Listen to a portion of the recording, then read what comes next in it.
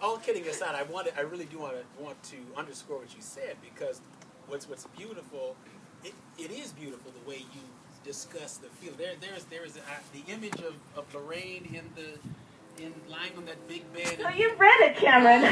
I wasn't sure. Lying on the big bed in Paris with little more than the guitar on top of it. We're having a lot of fun right now. Yes. But we're pointing out that in talking about in evoking the sensual quality, the focus is always on the very intense feelings that these characters have for one another, and as they struggle through life in various ways. Well, I wanted to talk about the personalities of the artist, the musician. Without that passion, you cannot be an artist. I mean, full stop.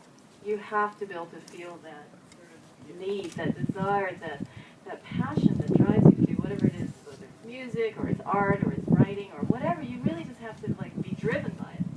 And I remember, many years ago, writing when I was about 12, and I'm just kind of dabbling in it. And I was an English major, and I've always wanted to be a writer.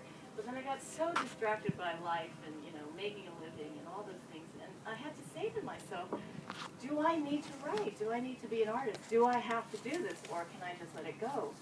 And I confess I've let many years go by without, I always was a painter. I was always a writer, writing business plans more than anything else.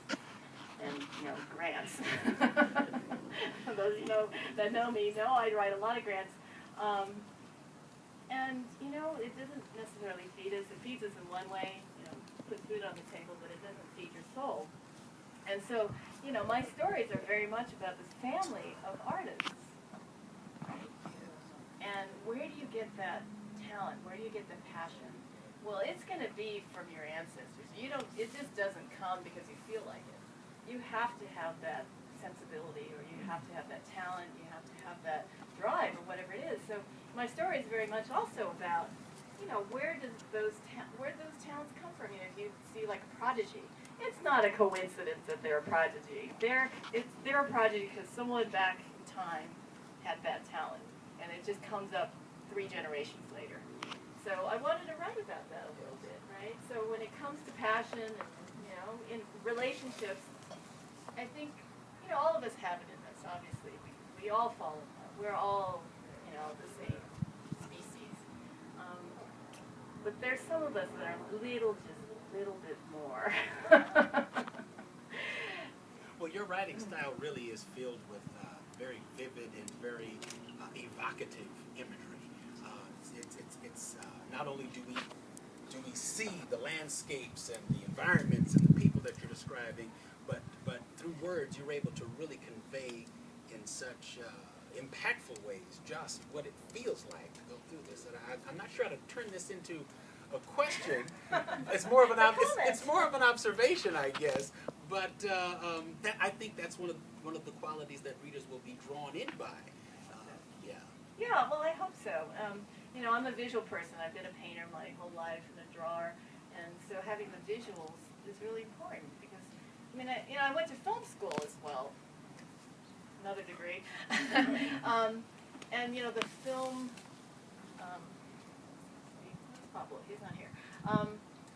Filmmaking is very much a visual medium, and so this book actually started as a screenplay, but it was very quickly, about words rather than just the image. And being a long-time writer and literature major, I studied English and French literature in college. Studied Chinese literature too. Interesting.